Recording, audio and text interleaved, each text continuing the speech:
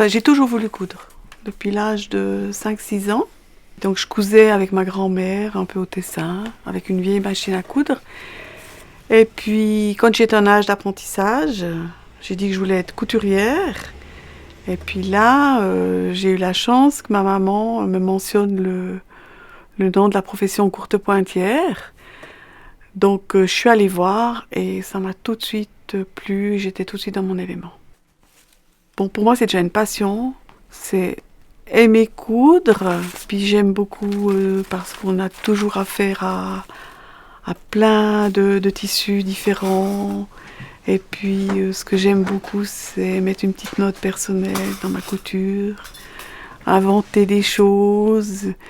Quand j'ai passé à l'office d'orientation, je devais avoir 14 ans et demi, ils ont dit enfin, à mes parents, cette pauvre fille, elle peut faire que de la couture. Parce que j'étais pas très scolaire. Donc, j'étais ravie. Voilà, ça s'est arrêté là. Moi, la première fois que je suis allée à une biennale à Paris, c'était en 1987. Et là, avec les années, il y a beaucoup plus de tissus qu'avant. Enfin, c'est magnifique, quoi. Il y a plein de créations, c'est magnifique. Alors voilà, là, vous avez des tissus de style. Donc ça, c'est des damas, voilà, qu'on utilisait beaucoup à l'époque pour les meubles ou les rideaux. Après, il y a style tissu 100% coton, qui sont voilà, des toiles de Jouy, avec les scènes de la vie quotidienne. Ça, c'est un tissu qui est un fond moiré, vous voyez, parce qu'il brille un peu avec un imprimé. On sait si c'est une vraie moire, si on met de l'eau, ça part pas. La moire, donc c'est un petit truc. Ça, c'est un très joli satin. C'est ce qu'on appelle un faux uni, parce qu'il y a une toute petite ligne dessous. Ça, c'est du 100% viscose. Ça, c'est un 100% lin qui est nouveau, qui est actuel. Qui pourrait servir de voilage et rideau en même temps, ou peut-être même des stores bateaux.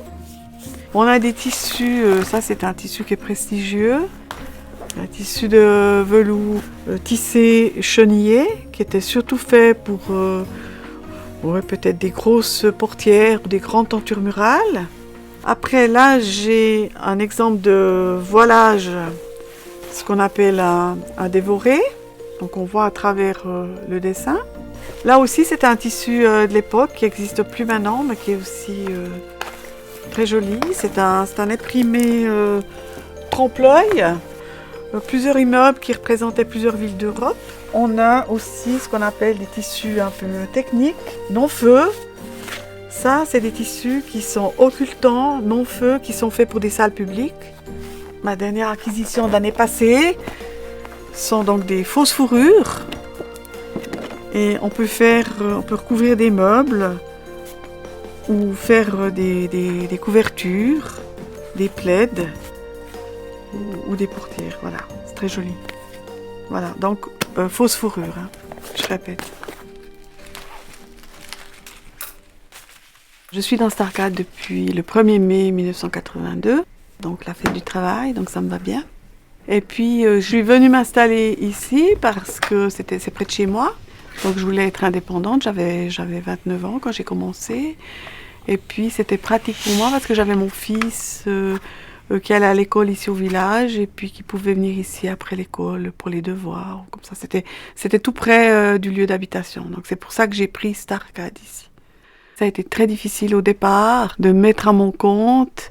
Mais parce qu'au début, il y a 30 ans en arrière, je pense qu'on devait être, sauf erreur, je pense qu'on devait être que 2 avec une de mes collègues à avoir pignon sur rue.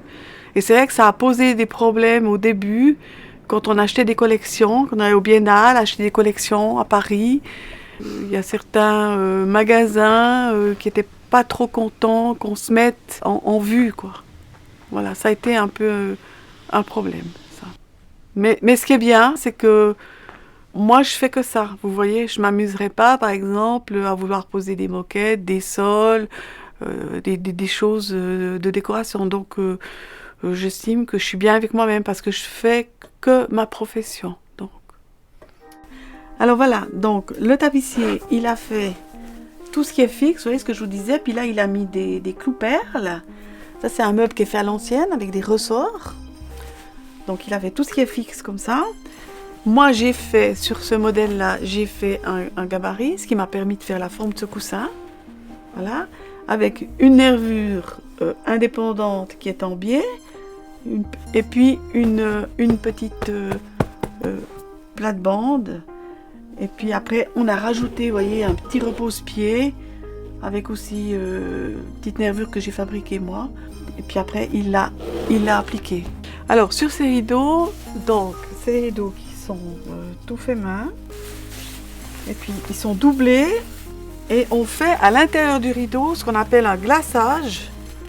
On fait ce point, on le fait sur toute la hauteur, pour que la doublure ne s'écarte pas trop du rideau, soit un petit peu plaqué. Puis ces rideaux, ce qu'ils ont de très joli, c'est qu'ils ont une tête, ce qu'on appelle une tête flamande à 3 plis. Et puis l'originalité, là, c'est 2 paires.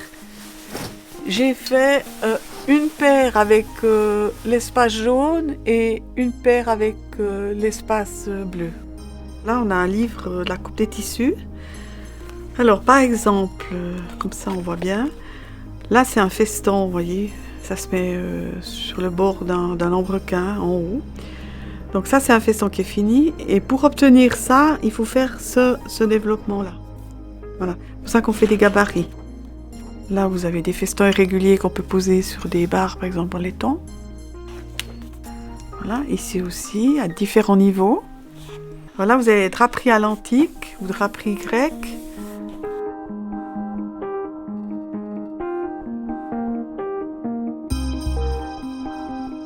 Parce qu'au départ, vous avez un rouleau. Puis après, ça se transforme en quelque chose de très joli. Donc c'est ça qui me plaît. Puis surtout quand les clients sont contents. Voilà. Puis s'ils ne sont pas contents, je ne suis pas compliquée, je recommence tout et je reconnais mes torts. Alors j'ai eu des apprentis, j'en ai eu 5. Et pour moi, c'était une très belle période parce que j'ai adoré transmettre le métier, voilà, l'ambiance. Et puis ce que je trouvais bien avec les apprentis, c'est que elles avaient toutes une façon bien à elles de coudre, des petits trucs. Alors je respectais ça, je leur laissais, je leur apprenais le métier. Mais si elles mettaient un doigt autrement ou qu'elles coupaient d'une autre façon, je gardais ça. Et puis de temps en temps, elles me donnent une idée. On faisait des fiches de travail. Avant les examens, je leur faisais faire des examens blancs ici. Enfin, plein d'idées comme ça. C'était une belle période.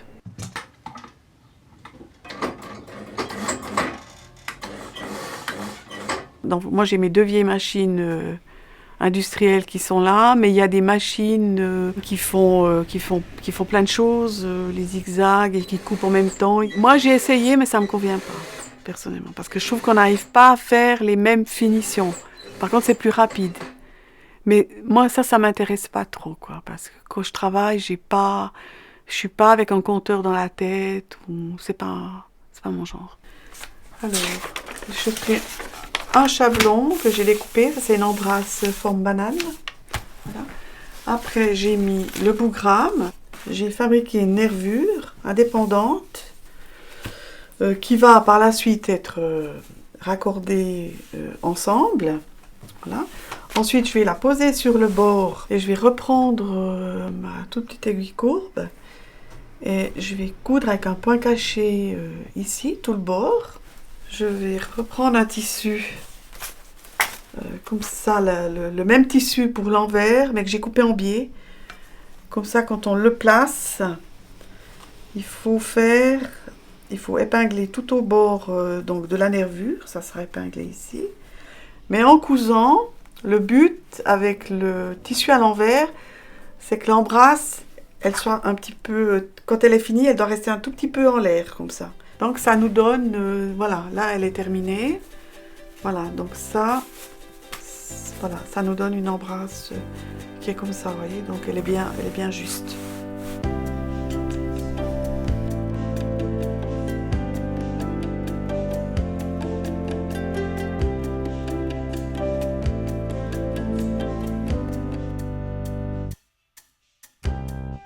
Bah écoutez, moi j'aimerais toujours travailler, peut-être un petit peu plus en dilettante dans les années qui vont venir, mais en tout cas ce qui est sûr, c'est que je vais travailler jusqu'à 78 ans.